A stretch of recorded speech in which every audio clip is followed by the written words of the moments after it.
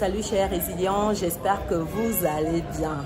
Moi je vais super bien et actuellement je suis dans un lieu mythique, un lieu qui parlera certainement à beaucoup, ici au Cameroun bien sûr. Je vais vous donner des indices pour que vous puissiez trouver. C'est un lieu où on se rend lorsqu'on souhaite immigrer en Occident, par exemple en France, et qui se trouve au centre-ville à côté de Score. Score, c'est une grande surface où on distribue à peu près tout. Donc c'est à côté, sur la même ligne. Roulement de tambour, dites-moi déjà dans les commentaires si vous avez trouvé.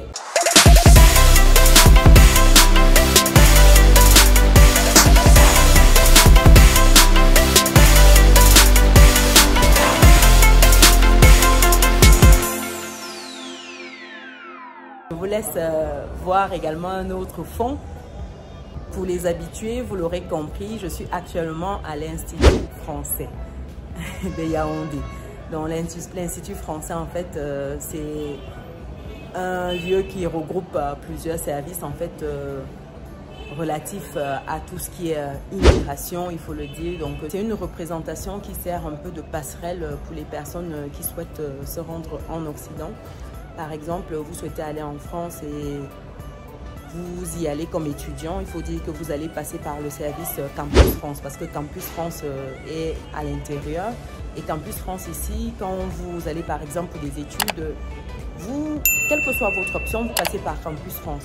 Maintenant, vous pouvez faire fi de cela dans le sens où en fait, si vous avez déjà trouvé une école qui est partenaire peut-être avec votre école actuellement, qui fait le nécessaire, qui vous envoie les papiers, par exemple votre attestation d'accueil, comme quoi en fait c'est tout bon, on vous attend.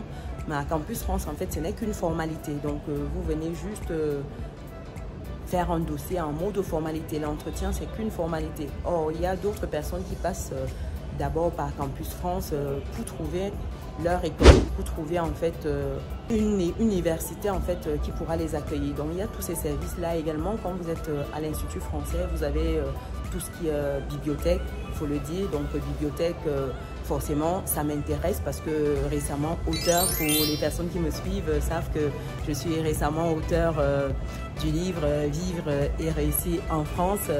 Un livre qui vous permet en fait de bien vous intégrer une fois que vous arrivez sur place.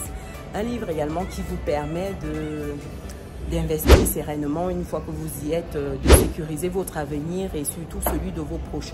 Un livre qui vous donne en fait les clés pour une transmission bien faite et qui vous permet à votre tour d'avoir cette sécurité, cette autonomie financière dont beaucoup courent après toute leur vie souvent sans pouvoir atteindre. Donc le livre, il est juste là. Je vous le montre, il est juste là. Je l'ai là. Vivre et réussir en France. Donc pour les personnes qui sont intéressées, je vais mettre le lien pour le commander dans le descriptif de la vidéo. Pour des personnes qui me découvrent déjà dans cette vidéo, je suis Chilène Nana, je suis maman, je suis entrepreneur, je suis investisseuse en France et récemment de retour en Afrique, au Cameroun, pour m'installer.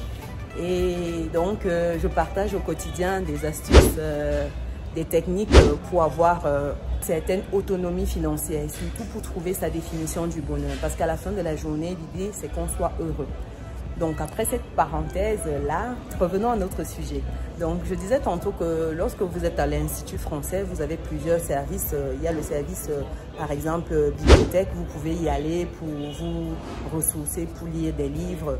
Et bientôt, c'est un livre que je souhaite effectivement que ce soit référencé ici pour des personnes qui souhaitent immigrer en France, vu que ça concerne principalement ces personnes-là pour qu'elles aient déjà ces outils-là. Parce que quand vous arrivez quelque part, vous devez avoir les comptes. Quand vous partez, il faut déjà être préparé. Il faut déjà savoir où vous allez trouver certaines informations. Parce que le problème de beaucoup, c'est qu'on apprend sur le tas et ça coûte cher. Ça coûte cher. On perd du temps, on perd de l'argent, on perd de l'énergie. Quand vous vous retrouvez comme moi à être arrivé, à découvrir tout. Déjà, quand je suis arrivée, j'ai été SDF. La personne chez qui j'ai réservé le logement a disparu avec les sous. Donc, j'ai commencé en fait mon parcours en France dans la rue. C'était pas très agréable pour vous dire. Et j'ai vraiment appris sur le tas. Et l'idée aujourd'hui, c'est pas que vous fassiez les mêmes erreurs. C'est pour cela en fait que des livres comme celui que je vous ai présenté existent. Pour que vous ne fassiez pas les mêmes erreurs, que vous ne tombiez pas dans les mêmes pièges, pour que vous ayez des outils. Parce que c'est le plus difficile, que vous ayez en fait un parcours qui puisse vous inspirer. Ça, malheureusement, c'est le malheur de beaucoup. Lorsqu'il y a même ces outils-là, ne prennent pas la peine en fait d'en prendre connaissance. Et ça, c'est bien dommage parce que ça vous permet vraiment de gagner des années en termes d'expérience, le parcours des autres. Et comme je disais tantôt, vous avez une bibliothèque là qui vous permet justement d'avoir accès à tous ces bouquins-là, ces bouquins qui transforment des vies. Donc, chers résilients, réconciliez-vous avec la lecture. C'est vraiment un moyen d'aller très vite, très vite. Et des livres, vous en avez quand vous lisez, qui changent votre vision du monde, qui vous permettent de vraiment level up. Vraiment, ne restez plus en mode dans votre coin, vous êtes là, on ne sait pas trop où vous allez, ce que vous faites, vous êtes en mode survivant. Non, il faut vivre, il faut arrêter de survivre. Et ça va vous permettre également, parce qu'il y a beaucoup en fait qui sont dans une quête perpétuelle d'argent. D'accord, mais qu'est-ce que vous faites? Qu'est-ce que vous mettez en place? Quel est le processus que vous avez entamé? Et au terme de ce processus, chemin faisant, vous aurez en fait des fruits qui vous permettront en fait d'avoir une certaine qualité de vie. Le problème, c'est que beaucoup se lancent dans cette quête-là pour de l'argent, l'argent uniquement. Non, quand vous cherchez l'argent pour l'argent, vous ne l'obtiendrez pas. Vous n'aurez pas cet argent-là parce que vous devez apporter de la valeur. Il faudrait que ce soit en fait une obsession pour vous, apporter de la valeur aux autres. Parce que si vous ne prenez pas le temps d'apporter cette valeur-là aux autres, je vous assure que cet argent-là, vous pouvez chercher toute votre vie et vous n'aurez rien du tout. Parce que c'est en termes de valeur. Quand vous apportez de la valeur à quelqu'un, la personne apprécie cela et en retour, en fait, est capable de vous payer votre service. Dites-moi, vous pensez que si vous aviez la solution à une maladie, disons que vous savez comment en fait soigner le diabète en une soirée. Attends, chers résilients, dites-moi un peu, vous pensez que vous allez voir toutes ces personnes-là qui ont ce souci-là de santé, même si vous mettez le médicament à combien, ils vont payer. Et pourquoi ils payeront? Parce que vous leur apportez une valeur, parce que vous leur permettez en fait de retrouver la santé. Donc ça doit être cette obsession-là. Quand vous arrivez quelque part, vous vous dites quels sont les problèmes, quelles sont les difficultés que ces personnes rencontrent. Comment je peux être le solutionneur de ces problèmes-là, de ces difficultés-là. Et à chaque fois que vous allez vous positionner comme solutionneur, comme apporteur de solutions, je vous assure que vous verrez par vous-même les résultats. Vous verrez que l'argent viendra seul. Vous ne serez plus en train de courir. Le problème, c'est que les gens pensent qu'ils donneront quand ils auront. Mais pourtant, il faut d'abord donner avant de recevoir. Ce n'est pas possible de recevoir sans donner. Ça, c'est le comble, c'est le malheur de beaucoup. En se disant que moi, je n'ai rien. Je n'ai rien à offrir. Mais si vous cherchez bien, vous avez toujours quelque chose à offrir.